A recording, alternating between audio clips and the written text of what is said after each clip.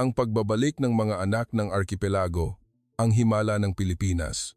Ang mga pangyayari noong Nobyembre 2035 sa kapuluan ng Pilipinas ay ikinagulat ng mga demograpo sa buong mundo. Ang bansang nasa bingit ng pagkawala dahil sa mababang birth rate, isang dekada na ang nakalipas ay biglang tumanggap ng 2 milyong bagong populasyon. At hindi lang sila basta-bastang populasyon, kundi mga highly educated na profesional. Ang istruktura ng enerhiya na dating umaasa sa gitnang silangan ay tuluyang muling binuo at isang bagong ekonomikong kapangyarihan na may sukat na 81 milyong tao ang isinilang na tuluyang nagpabago sa geopolitical na halaga ng Pilipinas. Ang direktor ng Harvard University Population Studies Institute ay nagsabi, "Hindi ito migrasyon, ito ay rebirth." Ang pagbabago sa estratehikong istruktura ng isang bansa sa loob lamang ng 10 taon ay walang katulad sa kasaysayan ng sangkatauhan. Paano nagsimula ang kamangha-manghang kinabukasang ito? Babalik tayo ngayon sa simula ng pagbabagong iyon, Nobyembre 2025 sa Pilipinas. Ilalabas namin ang simula ng pambihirang pagbaliktad na babago sa susunod na 10 taon. Bago tayo magsimula sa kwento, mangyaring mag-subscribe at mag-like sa channel upang suportahan ang tunay na kwento ng Pilipinas. Ito ang magiging lakas namin upang magbahagi ng mas maraming inspirasyon. Ako si Alena Coaris, isang senior demographic analyst na gumugol ng 25 taon sa United Nations Population Fund na humuhula sa pag-angat at pagbagsak ng mga bansa gamit ang mga numero. Nobyembre 3, 2025. Sa punong tanggapan ng UNFPA sa Geneva, Switzerland, isang emergency report mula sa Philippine Statistics Authority ang dumating sa aking mesa. Ang oras ng pagpapadala ay 4:23 AM, oras ng Maynila. Siguro ay nagpuyat sila. Ang pamagat ay iisa lamang, ay mabilisang pagsusuri sa pagbabago ng pangkalahatang istruktura ng populasyon ng Pilipinas. Binuksan ko ang unang pahina. Total fertility rate na 0.75 bata, isang bansa na bumababa ang populasyon ng 120,000 bawat taon. Gayunpaman, ang kabuuang populasyon ay tumaas. Isinara ko ang ulat at binuksan itong muli. Ang mga numero ay nananatili, 150,000. Sa loob ng isang taon, 150,000 katao ang pumasok sa Pilipinas at hindi upang umalis, kundi upang manirahan. Agad kong tinawagan ang aking kasamahan sa Seoul office, si June na namamahala sa mga issue ng populasyon ng South Korea. June, ilang banyaga ang nadagdag sa Korea noong nakaraang taon? Mga 30,000 siguro? Bakit? Ang Pilipinas ay 150,000 at halos lahat ay mga profesional, katahimikan ang sumunod sa kabilang linya. Binaliktad ko ang susunod na pahina ng ulat. May nakalakip na isang larawan, ang arrivals lobby ng Ninoy Aquino International Airport Terminal 3, isang pamilya na mukhang mula sa Hilagang Amerika ang nakapila. May isang lalaking may dalang briefcase. Ang babaeng mukhang asawa niya ay nakahawak sa kamay ng 2 bata. Ang caption sa ilalim ng larawan ay nagsasabi, "Sa karaniwan, 100 pamilya ang dumarating araw-araw at 6,000 pamilya bawat buwan. Ako ay mula sa Poland. Ang aking bansa ay nahaharap din sa problema ng mababang birth rate. Kaya alam ko ang isyung ito higit kanino man. Walang bansa ang nakalutas sa mababang birth rate. Sinubukan ng France, sinubukan ng Sweden, sinubukan ng Singapore. Nagbuhos sila ng napakalaking pondo, insentibo sa panganganak, libreng childcare, pagbawas ng buwis. Ang resulta ay pabalik-balik na pagtaas ng 0.1 o 0.2 sa birth rate at muling pagbaba. Ngunit ang Pilipinas ay pumili ng ganap na ibang paraan. Sa halip na itaas ang birth rate, tumanggap sila ng mga tao. Ang huling pahina ng ulat. May nakasulat na senaryo. Kung magpapatuloy ang kasalukuyang takbo, ang tinatayang bilang ng mga Pilipino na naninirahan sa bansa pagsapit ng 2035 ay aabot sa 1 milyon. Ang posibilidad na babaguhin nito ang energy security ng Pilipinas, bubuo ng ekonomikong kapangyarihan kasama ang Hilagang Amerika at muling bubuuin ang geopolitical na halaga ng Pilipinas, naramdaman kong huminto ang aking paghinga. Pagkalipas ng 30 minuto, bumukas ang pinto ng aking opisina, si Michael, ang aking supervisor. Alena, nakita mo na ba ang ulat tungkol sa Pilipinas? Katatapos ko lang basahin. Ano sa tingin mo? Nawalan ako ng salita sandali. Kung ito ay totoo, kung magpapatuloy ang takbong ito sa loob ng 10 taon. Nagpatuloy si Michael kung sinisikap ng Pilipinas na lutasin ang problema ng mababang birth rate sa pamamagitan ng isang malakihang paglipat batay sa ugnayan ng dugo at kultura, ito ay isang kaso na dapat bigyang pansin ng mundo at ang mga geopolitical na pagbabagong idudulot nito. Tumingin siya sa labas ng bintana, pumunta ka, mag-isang linggo ka sa Maynila at kumpirmahin mo kung nagsisimula na ba talaga ito. Inilagay ni Michael ang travel authorization sa aking mesa. Agad akong nag-book ng ticket papuntang Maynila at pagkalipas ng 48 oras, nakatayo na ako sa arrivals lobby ng NAIA Terminal 3. 2:15 p.m. Dumating ang eroplano mula sa San Francisco, USA. Bumukas ang pinto ng arrival gate at nasaksiyan ko ang pinakakamangha-manghang tanawin sa aking buhay. Hindi ito mga numero sa ulat, ito ay realidad. Hindi ito estatistika, ito ay mga tao. At ang mga taong ito ay maaaring tuluyang magbago sa kinabukasan ng Pilipinas sa loob ng 10 taon. Ang unang lumabas ay isang lalaking mukhang nasa kalagitnaan ng 30s, nakaitim na suit, may dalang briefcase. Sa tabi niya ay ang kanyang asawa at 2 bata na mukhang grade school. Mukha silang ordinaryong pamilyang nagbabakasyon, ngunit pagkatapos niya, isa pang pamilya ang lumabas na mukhang mula rin sa Hilagang Amerika. Pagkatapos noon, isa pa at isa pa. Hindi ko na malayang nagsimula akong magbilang. 5 pamilya, 10, 50 na pamilya. Pagkalipas ng 30 minuto, 57 pamilya, humigit kumulang 180 katao. Mula lamang sa isang biyahe, bitbit ang isang tasa ng kape, naglakad ako patungo sa arrival gate. Isang pamilya na katatapos lang sa immigration ang lumabas, hila-hila ang 3 malalaking maleta.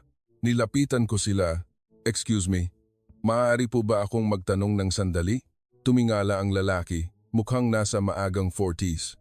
"Ako po ay isang population researcher mula sa United Nations. Nag-iimbestiga po ako sa kasalukuyang estado ng imigrasyon sa Pilipinas. Maaari ko po bang malaman kung saan kayo nanggaling?"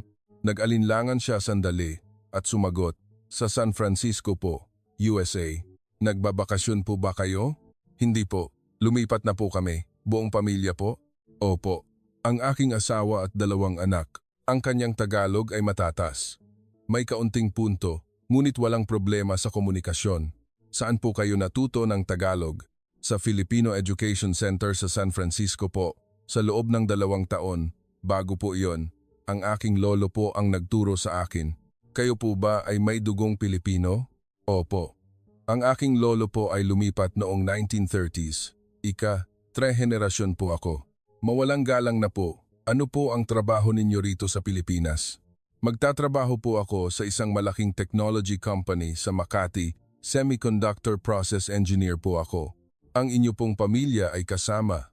Plano po bang magpermanente?" "Mag-apply po kami para sa permanent residency. Sa loob ng 5 taon, mag-apply na rin po kami ng citizenship." Kinuha niya ang isang envelope mula sa kanyang bag. Nakasulat dito, long-term residency visa at family documents. "Maraming salamat po. Sana po ay maging maayos ang buhay ninyo rito sa Pilipinas." Pagkaalis ng pamilya, tumayo ako at tiningnan ang arrival gate. Marami pa ring lumalabas. Pamilya, may malalaking bagahe, may hawak na envelope. Naisip ko, kung ito ay magpapatuloy sa loob ng 10 taon, kung ang senaryo sa ulat ay magiging totoo, 2 milyong tao, 85 milyong ekonomiya, pagbabago sa energy security, malaking geopolitical na pagbaliktad. Posible kaya? Hindi ko alam. Ngunit isang bagay ang tiyak. Nagsimula na ang pagbabago at susundan ko kung saan ito patungo. Naglakad ako patungo sa immigration counter. Isang opisyal na naka-duty ang nakatayo sa harap ng vending machine, siguro ay break time. "Excuse me, researcher po ako ng UN Population Fund. Maaari po bang magtanong sandali?" Tiningnan ng opisyal ang aking ID at tumango. "Opo, sige po." "Ilang flight po ba ang dumarating mula sa Hilagang Amerika araw-araw?" "Sa diretsong biyahe lang po mula Los Angeles, Toronto, At Vancouver, mga 5 flight po araw-araw. Ganyan po ba karami ang dumarating na pamilya sa bawat flight? Sumipsip ng kape ang opisyal. Iba po noon, mga 3 taon na ang nakalipas. Karamihan po noon ay short-term na pagbisita o turismo. Pero mula noong 2023, nagbago po talaga. Dumami ang pamilya, napakarami ng bagahe. At itong mga taong ito, handa na po ang lahat ng dokumento bago pa dumating. Visa, residency application, pagbubukas ng bank account, kontrata ng telepono, kahit ang enrollment ng mga bata sa eskwela. Planadong migrasyon po, ano po? Opo. At halos lahat ay mga profesional, engineer, doktor, profesor. 3 taon na akong nagtatrabaho rito, pero ngayon lang ako nakakita ng ganito karaming highly educated na immigrant. Tiningnan niya ang kanyang relo. Kailangan ko na pong bumalik sa trabaho. Kung gusto niyo po ng mas detalyadong impormasyon, tignan niyo po ang istatistika ng Bureau of Immigration and Deportation. Maraming salamat po. Umupo ako sa bench sa airport lobby. Binuksan ko ang aking laptop at nagsimulang magtala. Mula sa isang flight ng San Francisco, humigit kumulang 47 pamilya, 180 katao. Kung 5 flights sa isang araw, 235 pamilya, humigit kumulang 900 katao. Sa isang buwan, 7,000 pamilya, 27,000 katao. Sa isang taon, lalampas sa 3,000,000. Siyempre, hindi lahat ay maninirahan. Ngunit kahit kalahati lang ang manatili, 150,000. Eksakto sa numero sa ulat. Sa loob ng 3 oras, nakita ko ang pagdating ng 3 pang flight mula sa Vancouver, Los Angeles at muling San Francisco. Pareho ang pattern. Pamilya, malalaking bagahe, envelope ng dokumento, at intensyong mag-permanent resident. Umalis ako sa airport. Sa labas, may naghihintay na malalaking bus. Isang opisyal ng Pilipinas na may dalang sign na may nakasulat na Balikbayan Settlement Support Center ang nagtuturo sa mga tao. Yung papuntang Cavite, dito po. Pampanga, dito. Makati, Alabang. Tinanong ko ang isa sa mga opisyal, araw-araw po ba may ganitong bus? Opo, 2 beses po, 3 p.m. at 6 p.m. araw-araw. Gaano po? Karaming tao ang gumagamit. Sa karaniwan, mga 200 po araw-araw. Sumakay ako ng taxi patungo sa sentro ng Maynila. Dumadaan ang expressway sa labas ng bintana. Mga billboard, gusali, mga tao. Ngunit ngayon, iba ang tingin ko sa kanila. Ilan kaya sa mga nagtatrabaho sa gusaling iyon ang galing sa Hilagang Amerika? Ilan kaya sa mga batang nag-aaral sa eskwelahang iyon ang ika-3 o ika-4 na henerasyong Pilipino? At pagkatapos ng 10 taon, kinausap ako ng taxi driver. Saan po kayo galing? Sa Switzerland po. Wow, ang layo po. Nagbabakasyon po ba kayo? Hindi po, nag-iimbestiga po. Ano po ang iniimbestigahan nyo? Nag-alinlangan ako sandali at sumagot. Iniimbestigahan ko po ang kinabukasan ng Pilipinas. Kinabukasan po? Ano po iyon? Tumingin ako sa labas ng bintana at sinabi, hindi ko pa po alam. Pero pakiramdam ko, malalaman ko na sa lalong madaling panahon. Nang gabing iyon, sa aking hotel room, binuksan ko ang aking laptop, pamagat, Philippine Field Investigation, Day 1, NAIA, at isinulat ko ang unang pangungusap, ang istatistika ay totoo, at ang realidad ay mas kamangha-mangha pa kaysa sa istatistika. Tiningnan ko ang aking schedule bukas. 10 a.m. Pagbisita sa isang komunidad ng Balikbayan sa Cavite. 2 p.m. IT Business District sa Bonifacio Global City. 5 p.m. Nakatakdang interview. Oras na para direktang marinig ang kwento, hindi lang numero. Kinabukasan, 10 a.m., nasa BGC ako, Maynila, ang lugar na tinaguriang sentro ng IT industry ng Pilipinas. Sa lugar na ito, kung saan maraming IT companies ang nagtitipon, mayroon akong nakatakdang makilala. Ang pangalan niya ay Kenji Reyes, isang artificial intelligence engineer na nagmula sa San Francisco, USA. Dumating siya noong Marso ng nakaraang taon at ngayon ay nagtatrabaho sa isang AI startup sa BGC. Nagkita kami sa isang coffee shop malapit sa station. Mukha siyang nasa kalagitnaan ng 30s, naka-jeans at hoodie typical na damit ng isang developer. Kumusta po, Kenji? Salamat po sa oras ninyo. Walang anuman po. Nabalitaan ko pong galing kayo sa United Nations. Opo, nag-iimbestiga po kami sa population change ng Pilipinas. Marami po akong gustong itanong sa inyo. Bakit po ninyo pinili ang Pilipinas? Sumipsip ng kape si Kenji at dahan-dahang nagsalita. Spring po noong 2023. Nagtuturo ako ng machine learning sa Stanford University. Sa panahong iyon, 3 offer ang dumating sa akin ng sabay-sabay. Isang startup sa Silicon Valley, USA, isang AI Research Institute sa Berlin, Germany, at itong kumpanya sa Pilipinas. Siguro po ay maganda lahat ng offer? Opo. Sa sahod lang, mas mataas ang Amerika, halos doble.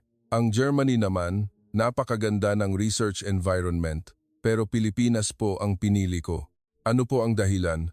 Tumingin si Kenji sa labas ng bintana. Tanaw ang matatayog na gusali ng BGC. Pamilya po. Ang asawa ko ay isang doktor. Mayroon din kaming 2 anak. Ang kumpanya sa Amerika ay nagsabing ako lang ang pwedeng pumunta. May problema daw sa visa ng pamilya at kailangan kong maghintay ng 1 taon at kalahati. Katulad din po ng Germany. Pero iba ang Pilipinas. Sinusuportahan ng kumpanya ang visa ng buong pamilya. Sabi nila, tutulungan nila ang asawa ko sa transfer ng kanyang medical license at inasikaso rin nila ang eskwela ng mga bata. Nagsimula akong magtala. Iyon po ba ang pinal na dahilan? Hindi lang po iyon. May mas mahalaga pa. Ano po iyon? Kinuha ni Kenji ang isang lumang larawan mula sa kanyang bulsa, black and white na larawan. Isang batang mag-asawa na nakasuot ng tradisyonal na damit Pilipino ang nakunan sa ibabaw ng barko patungo sa Amerika. Ang aking mga lolo at lola po. Noong 1930s, sila po ay lumipat sa Amerika, naghahanap ng bagong lupain. Tinitigan ko ang larawan. Ang mukha ng dalawa ay may halo ng pag-asa at pangamba. Ang pamilya ko po ay nanirahan sa Amerika sa loob ng 4 na henerasyon. Pero ang lola ko, hanggang sa kanyang kamatayan, nagluto ng pagkain Pilipino, nagdasal sa Tagalog, at nagkwento tungkol sa Pilipinas. Sabi niya, tayo ay Pilipino. Kailangan nating bumalik balang araw. Kaya po Pilipinas ang pinili ninyo. Opo. Bago mamatay ang lola ko, hinawakan niya ang kamay ko at sinabi, ikaw, makakabalik ka, di ba? Makakauwi ka. Noong una, hindi ko maintindihan ang ibig niyang sabihin, pero ngayon, alam ko na, ang boses ni Kenji ay nanginginig. 1 taon at kalahati na po ako rito. Nag-apply na po ako ngayon para sa permanent residency. Sa loob ng 5 taon, mag-apply ako para sa citizenship at sa oras na iyon, magre-report po ako sa lola ko. Lola, umuwi na po ako. Nawalan ako ng salita sandali. Hindi lang ito basta economic migration. Ito ay repatriation. Kumusta naman po ang pamilya ninyo? Nakasanayan na po ba nila ang buhay sa Pilipinas? Sumigla ang mukha ni Kenji. Ang asawa ko po, nagtitraining ngayon sa isang ospital sa Maynila para po makuha ang lisensya niya sa Pilipinas. Mahirap, pero masaya siya at ang mga bata. Kinuha niya ang kanyang smartphone at nagpakita ng larawan. 2 bata na nakasuot ng uniforme ng elementarya sa Pilipinas ang nakangiti. Ang panganay ko po ay grade 3, ang bunso ay grade 1. Ang unang 3 buwan ay mahirap po. Hindi sila makapagsalita ng Tagalog. Pero ngayon, mas mahusay pa sila sa akin magtagalog. Marami na rin silang kaibigan. Noong nakaraang linggo, pinakita sa akin ng panganay ko ang kanyang diary puno ng Tagalog. Gusto ko pong maging Pilipino. Ang nakasulat, mabilis po talaga ang mga bata. Ito na po ang naging bayan nila. Uminom ako ng kape. Malamig na ito. Marami po bang professional na Pilipino mula sa Hilagang Amerika ang pumili sa Pilipinas, tulad ninyo? Marami po. Sa kumpanya ko lang, Python developer ang galing sa Amerika. May mga galing din po sa Canada. At hindi lang po sa information technology. Doktor, professor, engineer. Daan-daan na po ang alam ko. Mayroon po kaming online community ang Philippine Diaspora Professional Network. Lumampas na po sa 20,000 ang miyembro. Ganoon po karami? Opo. Daan-daan po ang nadadagdag bawat buwan. Patuloy po silang tumatawag mula sa kanilang bansa. Kumusta sa Pilipinas? Makakapunta rin ba ako? Sinasabi ko sa kanila, posible. Kung handa ka, bukas ang Pilipinas. May espesyal po bang suporta ang gobyerno ng Pilipinas? Mayroon pong espesyal na residency status para sa mga Pilipinong may kwalifikasyon. Kung college graduate ka o professional, pwede kang mag-apply. Sa status na ito, malaya kang makakahanap ng trabaho at mas madali ang pag-apply ng permanent residency kaysa sa ordinaryong dayuhan. Sa kaso ko po, dahil artificial intelligence engineer ako, nagsimula ako sa ibang professional visa pero dahil Filipino descent ako, lumipat ako sa status na ito.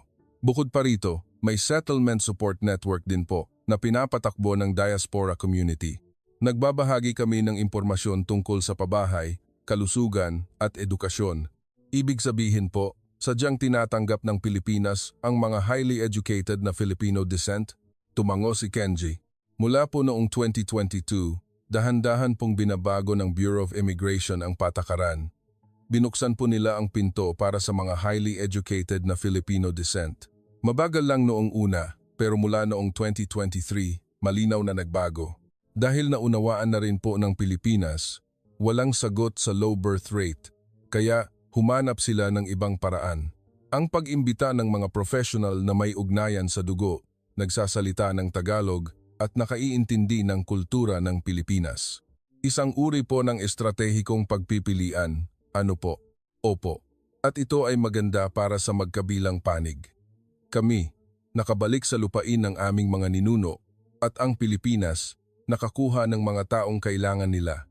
Isinara ko ang aking laptop. Hindi ko na kailangan pang magtala, ang usapan mismo ang sagot. Huli na po. Ano po sa tingin ninyo ang magiging itsura ng Pilipinas sa loob ng 10 taon? Tumingin si Kenji sa labas ng bintana at nagsalita. Tingnan niyo po ang kalye ngayon. Naglalakad ang mga Pilipino. Sa loob ng 10 taon, maglalakad pa rin ang mga Pilipino. Pero ang ilan sa kanila, tulad ko, ay galing sa Amerika. Pero sila rin ay Pilipino. Pilipino na nagsasalita ng Tagalog, nagmamahal sa kultura ng Pilipinas, at nagtatrabaho sa Pilipinas. Ito po ang kinabukasan. Umalis ako sa coffee shop. Habang naglalakad ako sa kalye ng BGC, naisip ko, tama siguro si Kenji. Sa loob ng 10 taon, mananatiling Pilipinas ang Pilipinas. Ngunit ang kahulugan ng Pilipinas ay bahagyang magbabago. At ito ay hindi pagtatapos, kundi simula. Kinabukasan, umaga, nasa Quezon City ako. Sa koridor ng Pediatrics Department ng isang university hospital, nakaupo ang mga magulang na may kasamang mga bata. Sa pinto ng isang clinic room, may nakasabit na nameplate, Pediatrician Dr. Maria Santos. Maria Santos pangalan ng Pilipino. Ngunit ang kanyang tunay na pangalan ay Maria Reyes, isang ika-3 henerasyong Pilipino-Canadian mula sa Toronto. Naghintay ako hanggang 1 p.m. pagkatapos ng consultation. Bumukas ang pinto ng clinic room at lumabas siya. Isang babaeng mukhang nasa huling bahagi ng 30s, naka-lab coat, ngunit halata ang pagod. Dr. Santos. Opo, kayo po si Alena, galing sa UN. Opo. Salamat po sa oras ninyo. Gusto po ba ninyong mag-lunch? Kung okay lang po sa inyo ang hospital cafeteria, puno ang hospital cafeteria ng mga empleyado. Umupo kami sa isang sulok, nag-order si Dr. Santos ng sinigang at rice meal. Mahilig po pala kayo sa pagkaing Pilipino. Ngumiti si Dr. Santos. Mula pagkabata, kinakain ko na po. Ang lola ko po ang nagluto. Sa Toronto po, ang lola ninyo? Opo, ang lola ko po ay ipinanganak noong 1937 sa Pilipinas. Lumipat siya sa Canada, kasama ang mga magulang niya noong 6 na buwan pa lang siya. Pero habang buhay po, nagluto ang lola ko ng pagkain Pilipino. Sinigang, adobo, pansit na aalala niya po ang lahat ng recipe. Sabi niya, may mga pagkakataon daw na mahirap makahanap ng sangkap pero ginawa niya pa rin kahit sa katulad na sangkap. Sumipsip si Dr. Santos ng sinigang. Ito po ang lasa ng sinigang ng lola ko. Ang lasa ng Pilipinas o 60 taon na ang nakalipas ay narito ngayon. Itinigil ko ang pagtatala. Hindi lang ito tungkol sa pagkain. Ang Tagalog din po sa lola ninyo? Opo. Hindi po nakalimutan ng lola ko ang Tagalog. Spanish ang official language sa komunidad namin, pero sa bahay, Tagalog po ang gamit namin. Kami po, ang siblings ko, ay Tagalog lang ang gamit namin sa pakikipag-usap sa kanya. Hindi po perpekto, May halong dialect at lumang salita. Pero nandoon po ang basic. Kaya po kayo bumalik sa Pilipinas. Tumango si Dr. Santos. Summer po noong 2023. Nagtatrabaho ako bilang pediatrician sa University Hospital sa Toronto. Hindi naman po masama ang buhay, pero nagkasakit po ang lola ko, cancer. Sa hospital bed, hinawakan niya ang kamay ko at sinabi, "Maria, hindi ako nakabalik, pero ikaw, makakabalik ka, di ba? Pumunta ka, umuwi ka sa ating bansa." Nanginginig ang boses ni Dr. Santos. Namatay po ang lola ko noong fall ng taong iyon at nagpa siya akong pumunta sa Pilipinas noong winter. Kasama ang asawa at 2 anak. Pumayag po ba ang inyong asawa? Ang asawa ko po ay Canadian. Noong una, tumutol siya. Bakit tayo aalis sa Toronto? Kaya naman nating mabuhay dito, di ba? Pero kinumbinsi ko siya para sa kinabukasan ng mga bata. Paano po ninyo siya kinumbinsi? Kinuha ni Dr. Santos ang kanyang smartphone. Nagpakita siya ng larawan, isang school building sa isang suburb ng Toronto. Luma at sira-sira. Iyan po ang eskwelahang pinapasukan ng panganay ko. 50 taon na ang gusali. May mga araw na hindi gumagana ang heater sa winter. At ang susunod na larawan, isang public elementary school sa Pilipinas. Moderno at malinis. Ito po ang eskwelahang pinapasukan ng anak ko ngayon sa Quezon City. Computer lab, gymnasium, library, kumpleto lahat. Pinakita ko sa asawa ko ang 2 larawan at tinanong, "Saan mo gustong lumaki ang ating mga anak?" Naniwala naman po ang asawa ninyo. Opo. Ngayon po, mas gusto pa ng asawa ko ang buhay sa Pilipinas.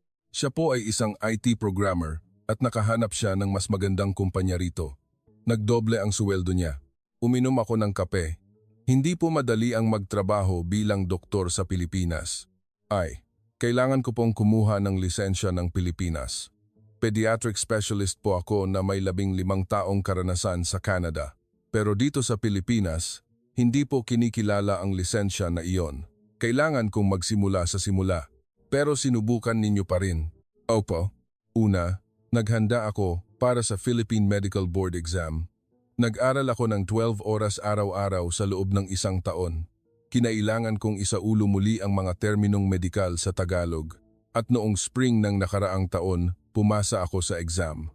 Pagkatapos, nag-apply ako para sa residency training at ngayon ay 2nd year na ako. Nagre-residency training po ulit? Kahit specialist na po kayo sa Canada? Opo. Dito sa Pilipinas, kailangan ko pong magsimula ulit sa training. Nagto-duty po ako ngayon kasama ang mga kasamahan kong 20s at tinuturuan ako ng mga senior doctors. Mas matanda ako at minsan nasasaktan ang pride ko. Pero tumingin si Dr. Santos sa labas ng bintana. Marami po akong natututunan dito. Ang mga pasilidad ay state-of-the-art at ang sistema ay advanced. Nakakakita ako ng mga operasyon na hindi ko nakikita sa Canada. Nagiging mas mahusay akong doktor at sa loob ng 5 taon, magiging specialist na rin ako dito, Philippine specialist. Kumusta naman po ang mga anak ninyo? Sumigla ang mukha ni Dr. Santos. Sila po ang pinakamabilis. Ang panganay ko, grade 4, master na niya ang Tagalog sa loob ng 6 na buwan. Ngayon, nakikipag-usap siya tulad ng isang batang Pilipino. Ang bunso ko, grade 2, inaalala niya ang mga kanta at tula ng Pilipinas. Kahapon, sabi niya, "Mama, Pilipino na ako." Ganoon po sila kabilis mag-adjust sa loob ng 2 taon. Marami po bang tulad ninyo? Mga Filipino descent sa medical field? Tumango si Dr. Santos. Sa alam ko po, 12 doktor at 30 nurses na. Lahat po ay galing sa Amerika o Canada. Noong nakaraang taon, may isang ospital sa probinsya na kumuha ng 3 doktor na Filipino descent. Dahil malubha ang kakulangan ng doktor sa probinsya, tinatanggap po kami. Paano po kayo tinatanggap sa medical community ng Pilipinas? Noong una, may pag-aalinlangan, pero pinatunayan namin sa aming kakayahan. Noong nakaraang buwan, ang operasyon na in charge ako ay itinampok sa Hospital Research Conference. Ngayon, pakiramdam ko, hindi na kami tinitingnan bilang mga doktor na galing sa ibang bansa kundi simpleng kasamahan na lang. Ano po sa tingin ninyo ang magiging itsura ng Pilipinas sa loob ng 10 taon? Nag-isip si Dr. Santos sandali at nagsalita. Sa loob ng 10 taon, malaki na ang mga anak ko. At kung gusto nila, baka maging doktor din sila. Mga doktor na Filipino descent na ipinanganak at lumaki sa Pilipinas. Sa panahong iyon, wala nang tatawag sa amin na dayuhan. Tatawagin na lang kami na mga doktor ng Pilipinas. Mga Pilipinong doktor na may dugong dayuhan. Umalis ako sa ospital. Habang naglalakad ako sa Quezon City, naisip ko, naghintay ng 80 taon ang lola ni Dr. Santos at tinupad ng apo niya ang pangarap na iyon. Hindi lang ito migrasyon, ito ay homecoming. At ang homecoming na ito ay patuloy pa rin. Pagbalik ko sa Maynila, bumisita ako sa iba't ibang lugar sa loob ng 1 linggo. Ang una kong binisita ay isang international school sa Taguig, Maynila, isang eskwelahan na pinapasukan ng maraming dayuhan. Kinausap ko ang school principal. Sa loob ng 3 taon, kapansin-pansin ang pagdami ng mga estudyante mula sa Hilagang Amerika. Ipinakita ng principal ang datos. 5 po noong 2022, 12 po noong 2023, 20 noong 2024, at 38 po ngayong taon. Halos lahat ay galing sa USA at Canada. Ano po ang trabaho ng mga magulang nila? Mga profesional po, IT engineer, doctor, business executive, mga nagtatrabaho o nagbinegosyo sa Pilipinas. Ang kakaiba po, halos lahat ng batang ito ay may dugong Pilipino. Itinuro ng principal ang hallway, lunch break at naglalaro ang mga estudyante. Iyan po ang ika-3 at ika-4 na henerasyong Pilipino, matatas mag-English at nakakapagsalita rin ng Tagalog. Marami po silang talento. Ang pangalawang binisita ko ay isang semiconductor parts factory sa Cavite Industrial Zone. Inihatid ako ng factory manager sa production line. Ang nakikita ninyo po dyan ay isa sa mga mahalagang engineer namin. Isang lalaking mukhang nasa huling bahagi ng 30s ang nagtatrabaho sa harap ng isang precision machine. Nalaman ko kalaunan na siya ay isang Filipino-American engineer na galing sa Seattle. Kinuha po namin siya noong nakaraang taon. Veteran po siya. May 15 taong karanasan sa isang malaking electronics company sa Amerika. Taglay niya ang eksaktong teknolohiyang kailangan namin. Pareho po ba ang sahod niya sa Pilipino? Pareho po. Hindi. Mas mataas pa nga po, isinasaalang-alang ang kanyang karanasan at sinuportahan din po ng kumpanya ang housing fund para makabili siya ng condominium sa Maynila. Nagpatuloy ang factory manager. Sa totoo lang po, mas marami pa kaming kailangan na tulad niya. Ang mga kabataang Pilipino, iniiwasan ang trabaho sa factory. Lalo na sa technical roles, talagang kulang kami sa tao. Pero sa Hilagang Amerika, maraming skilled Filipino engineer ang nandoon. Ang pag-iimbita sa kanila ang sagot. Ang pangatlong binisita ko ay isang universidad sa Maynila. Kinausap ko ang director ng International Student Affairs. May 52 graduate students kami na galing sa Hilagang Amerika ngayong taon. 30% na pagtaas mula noong nakaraang taon. Iba-iba ang course, engineering, medicine, business management, at halos lahat ng estudyanteng ito gusto nilang manatili sa Pilipinas pagkatapos ng graduation. Mayroon silang espesyal na residency status, kaya malaya silang makakahanap ng trabaho. Idinagdag ng direktor, isang kawili-wili po. Mas mahusay ang study attitude ng mga estudyanteng ito kaysa sa mga Pilipino. Mataas ang attendance rate at seryoso sa mga assignment. Maganda rin ang feedback mula sa mga propesor. Ang pang-apat na observation ay ang real estate market. Nagtanong ako sa isang real estate agent sa Makati. Dumami po talaga ang pagbili ng mga dayuhan nitong nakaraan, lalo na po ang mga galing sa Hilagang Amerika. Halos lahat po ay pamilya, bumibili ng condominium para manirahan. Kadalasan po, naghahanap sila ng property na 3 hanggang 5 milyong piso. Bumibili po ba sila ng cash? Kalahati po cash, kalahati po loan. Kung may credit po, nagpapahiram ang bangko dahil ang mga may Filipino descent visa ay halos katulad ng Pilipino ang pagtrato. Ipinakita ng agent ang screen ng kanyang computer. Sa buwang ito lang, 3 deal na ang naisara ko. Lahat po ay galing sa Amerika. Isang nagtatrabaho sa IT company, isang defense contractor, at isa namang doktor. Lahat po ay may pamilya at pinili ang lugar na ito para sa eskwela ng mga bata. Sa ika-5 araw, Binisita ko ang isang Government Research Institute sa Maynila. Kinausap ko ang isang expert sa population policy. Ang pagbabagong nangyayari ngayon ay hindi sinasadya ng gobyerno. Diretso ang sabi ng expert. Bago po mag-2023, kahit may visa para sa Filipino descent, ang bilang ng immigrant ay mga 3,000 lang taon-taon. Pero mula noong 2024, biglang tumaas. Lumampas na po sa 10,000 taon-taon. Bakit po? Bakit po? Sabi ninyo, social media. Nagsimulang kumalat ang mga success story ng paglipat sa Pilipinas sa Filipino diaspora community sa Hilagang Amerika na may trabaho sa Pilipinas, maganda ang edukasyon, at advanced ang kalusugan. Kumalat ang impormasyon na iyon. At dahil doon, nagsimulang kumilos ang mga professional na Filipino descent. Ipinakita ng expert ang isang graph. Ito ang mahalaga. 67% ng mga Filipino descent na pumasok mula noong 2024 ay may college degree o mas mataas na edukasyon. Noong 2022, 42% lang. Nagbago po talaga ang kalidad. Hindi manual laborers ang dumarating, kundi mga professional. Paano po tumutugon ng gobyerno? Sa totoo lang, nahihirapan. Sa isang banda, sinisikap na limitahan ang pagdagsa ng dayuhan at sa kabilang banda, kailangan ng solusyon sa low birth rate. Pero sa grassroots, nagsimula na ang pagbabago. Dinadagdagan ng mga kumpanya ang pagkuha ng Filipino descent at ang mga lokal na pamahalaan ay gumagawa ng settlement support program. Kung magpapatuloy po ang takbong ito, nag-isip sandali ang expert at maingat na nagsalita. Kung 10,000 bawat taon, sa loob ng 10 taon, 100,000 Filipino descent pa ang mapupunta sa Pilipinas. At dahil pamilya sila, magpapakasal at magkakaroon ng mga anak. Dahil dito, dahan-dahang magbabago ang istruktura ng populasyon ng Pilipinas. Hindi dramatic, pero may malinaw na pagbabago. Sa ilang lugar, ang porsyento ng Filipino descent ay maaaring lumampas sa 5%. Magiging normal na ang makita ang mga Filipino descent sa eskwela, sa ospital at sa kumpanya. Posible po ba iyon? Tumingin ang expert sa labas ng bintana.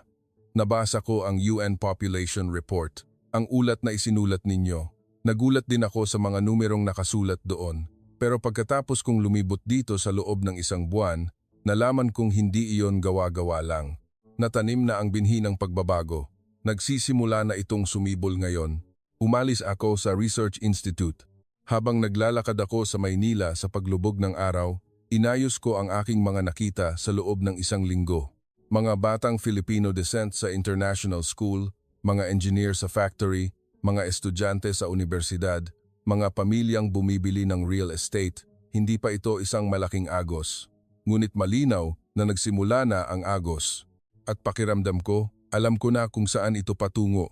Sa loob ng 10 taon, ang Pilipinas sa 2035 ay magiging iba na. Gaano kaiba? Walang nakakaalam. Ngunit nagsimula na ang pagbabago. Sa huling linggo ng Nobyembre, nasa Seoul ako. Upang lubos na maunawaan ang pagbabagong nangyayari sa Pilipinas, kailangan ng paghahambing at ang pinakaangkop na paghahambing ay ang South Korea. Isang bansa na nahihirapan din sa low birth rate at may kulturang nag-aalangan sa imigrasyon. Sa isang coffee shop sa Seoul, nakilala ko si Professor Park mula sa Korean Immigration Policy Research Institute. Isang maingat na scholar na nasa maagang 60s. Nabalitaan ko ang Filipino descent policy ng Pilipinas, sabi ni Professor Park, kawili-wili. May katulad na pagtatangka ang Korea. Ang pagtanggap sa mga Koryoin mula sa Central Asia noong 2000s. Iyon po ba? Opo. Sa simula ng 2000s, binago namin ang batas at binigyan ng espesyal na residency status ang mga Koryoin. Isang patakaran batay sa ugnayan ng dugo. Katulad ng bagong visa ng Pilipinas, nagbuklat ng file si Professor Park. Noong 2000s, humigit kumulang 100,000 Koryoin ang pumunta sa Korea. Karamihan ay nagtrabaho sa mga factory. Inakala ng gobyerno ng Korea, dahil magkalahi, mabilis silang mag-adjust. Ngunit dumilim ang mukha ni Professor Park. Nabigo po. Ganap. Bakit po? Una, hindi sila tiningnan ng gobyerno ng Korea bilang workforce. Trabaho lang sa factory ang ibinigay sa kanila. Halos sarado ang daan sa professional roles. Pangalawa, walang suporta sa wika. Hindi sapat ang Korean language education program. Inakala nila na dahil lahi rin sila, matututo sila sa sarili.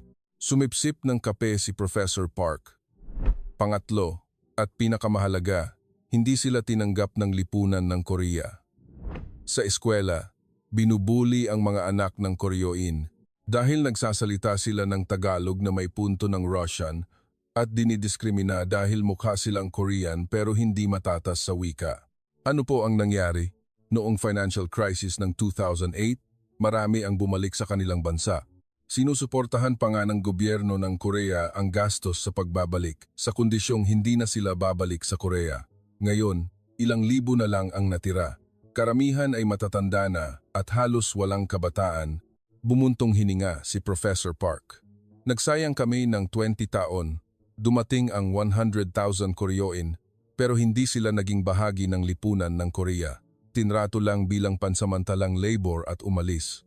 Sa tingin po ba ninyo, iba ang kaso ng Pilipinas? Tumango ang professor.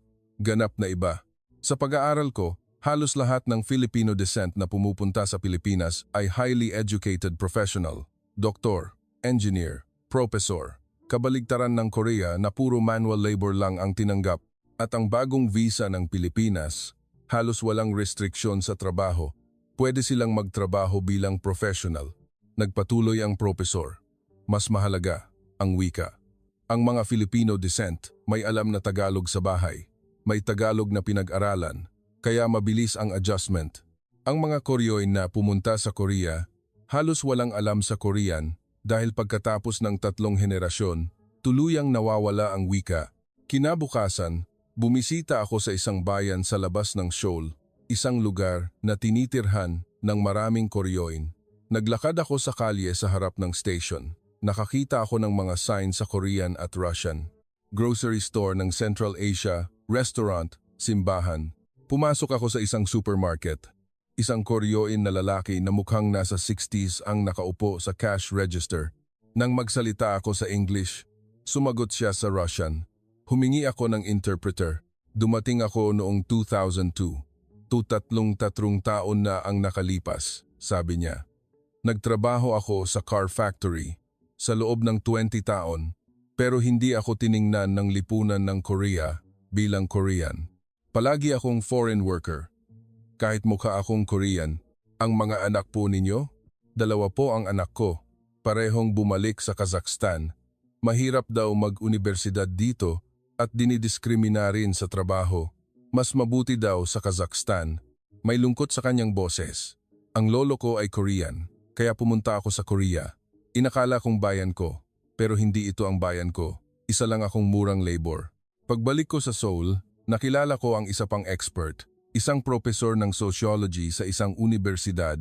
Malinaw ang pagkabigo ng Korea, mariing sabi ng professor. Ang dugo lang ang tiningnan namin. Nagkamali kami sa pag-aakalang madali ang integration kung pareho ang dugo. Ngunit ang integration ay hindi ginagawa ng dugo, kundi ng kultura at edukasyon. Hindi kami nagbigay ng edukasyon sa kanila at hindi kami nagtayo ng cultural bridge. Sa tingin po ba ninyo, iba ang Pilipinas? May panganib din ang Pilipinas. Kailangan nilang mag-ingat. Hindi ibig sabihin na automatikong mag-integrate sila dahil Filipino descent sila. Ngunit may 2 bagay ang Pilipinas na wala sa Korea. Ano po iyon? Una, ang mga Filipino descent ay nagpapanatili ng Tagalog at kultura ng Pilipinas sa bahay. Ang survival ng wika ay mahalaga. Ang mga Koryoin na pumunta sa Korea, tuluyang nawala ang Korean sa kanila. Itinaas ng professor ang pangalawang daliri. Pangalawa, ang timing. Nagsimula ang Pilipinas sa patakarang ito noong 2020s. Ngayon, pwede nang mag-aral online at makakagawa ng community sa social media. Wala ang mga bagay na iyon sa Korea noong 2000s. Magkakakonekta ang mga Filipino descent. Nagbabahagi ng impormasyon, natututo ng success story, at nagtatayo ng network. Ito ay napakahalaga. Naglakad ako patungo sa Seoul Station upang sumakay sa eroplano pabalik ng Maynila. Habang naghihintay ako sa waiting room, naisip ko, tumanggap ang Korea ng 100,000 ngunit nabigo. Hindi pa umaabot sa 10,000 ang tinanggap ng Pilipinas, ngunit iba ang daan na tinatahak nila. Tiningnan ng Korea sila bilang labor. Tinitingnan sila ng Pilipinas bilang kababayan. Gusto ng Korea ang short-term stay. Pinapayagan ng Pilipinas ang settlement. Siyempre, maaaring mabigo rin ng Pilipinas. Maaaring magkaroon ng diskriminasyon at pagtatalo. Ngunit hindi bababa sa iba ang simula. Sa eroplano patungong Maynila, gabi ng Nobyembre 28, itim na kalangitan ang tanaw sa labas ng bintana. Tinitigan ko ang screen ng aking laptop. Isang puting dokumento. Kailangan kong isulat ang huling kabanata ng ulat. Scenario 2035, ang pagsilang ng Philippine North American Economic Bloc. Inilagay ko ang aking kamay sa keyboard at dahan-dahan akong nagsimulang mag-type. Kung ang malakihang paglipat ng Filipino descent na nagsimula noong 2025 ay magpapatuloy sa loob ng 10 taon, ano ang mabubuo sa pagitan ng kapuluan ng Pilipinas at Hilagang Amerika? Ang malaking pagbabago sa energy at resource security.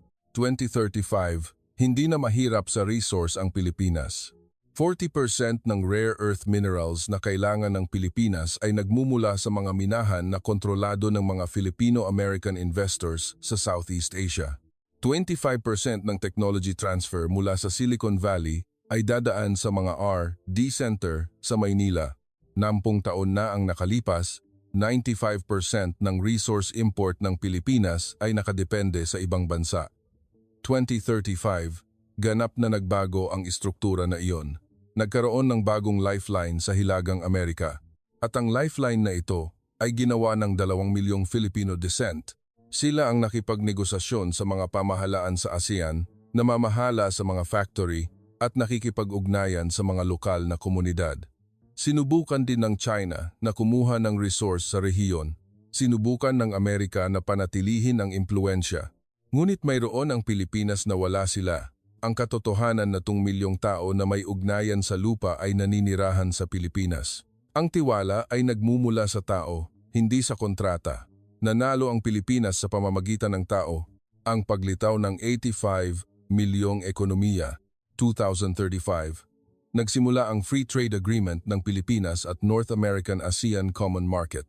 Pilipinas, Amerika, Canada, at 3 pang pangunahing bansa sa ASEAN, kabuuang populasyon na 45 milyon, kabuuang gross domestic product na talan 6.2 bilyon. Pag-aalis ng buwis, malayang paggalaw ng tao, pagtanggal ng investment wall, ang Maynila at Toronto ay naging mas malapit kaysa sa Maynila at Cebu. 2,300 kumpanya ng Pilipinas ang pumasok sa North American market. Electronics, food, manufacturing, nandoon ang mga production hub, at marami sa mga pangunahing tao sa kumpanyang iyon ay Filipino descent. Nagbuhos ng malaking kapital ang China. Sinubukan ng Amerika na itali sa military alliance. Ibang paraan ang pinili ng Pilipinas. Nagpadala sila ng tao. 2 milyong tao ang nabuhay at nagkaisa sa 2 rehiyon. Maaaring bawiin ang kapital, maaaring umatras ang militar, ngunit iba ang tao.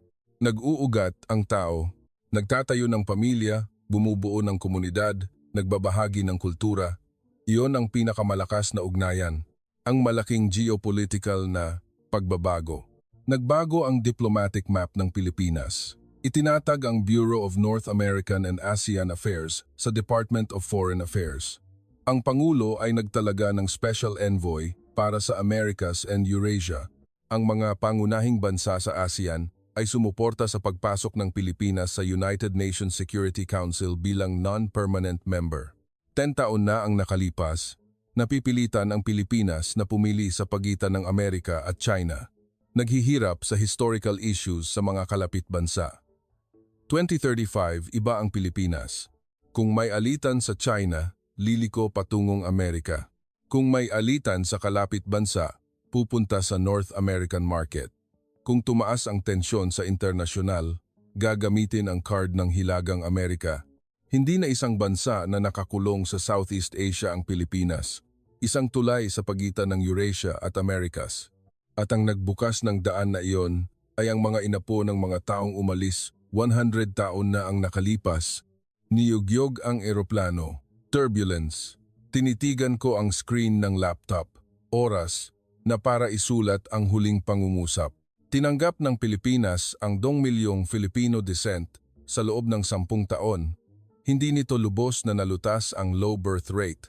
Ang total fertility rate ay nanatiling mababa, ngunit may nangyaring hindi inaasahan. Nabuo ang 85 milyong ekonomiya sa pagitan ng Pilipinas at Hilagang Amerika. Nagbago ang energy security, lumawak ang diplomatic horizon. Naging ganap na iba ang strategic value ng Pilipinas. Ang simula ng lahat ng pagbabagong ito ay noong 2025, ang taon kung saan 100 pamilya ang nagsimulang dumating sa NAIA araw-araw. At pagkatapos ng 10 taon, ito ay naging isang seismic change na yumanig sa rehiyon ng Southeast Asia. Tama ang sabi ng direktor ng Harvard Demographics Institute. Hindi ito migrasyon, ito ay rebirth. Rebirth ng bansa. Isinave ko ang dokumento at isinara ang laptop. Lumapag ang mga gulong ng eroplano sa runway. Habang inaayos ko ang aking mga gamit, tumingin ako sa labas ng bintana. Nakita ko ang ilaw ng NAIA. At sa likod ng ilaw na iyon, naisip ko ang pamilyang dumating mula sa Hilagang Amerika na nasaksihan ko 1 buwan na ang nakalipas. Kinuha nila ang kanilang bagahe, hinawakan ang kamay ng mga bata, at naglakad patungo sa arrival gate, patungo sa bagong buhay. Walang nakakaalam kung ano ang idudulot ng isang hakbang na iyon pagkatapos ng 10 taon, ngunit ngayon, alam ko, ang hakbang na ito ang nagbago sa kinabukasan ng Pilipinas. Napakabagal, ngunit ganap. Kumusta po mga taga-subaybay? Ano po ang magiging itsura ng Pilipinas sa loob ng 10 taon? Iwanan po ang inyong opinyon tungkol sa pagbabagong idudulot ng homecoming ng mga Filipino descent sa comment section. Ang subscribe at like ninyo ay malaking lakas para makagawa ng mas mahusay na content. Salamat po sa panonood.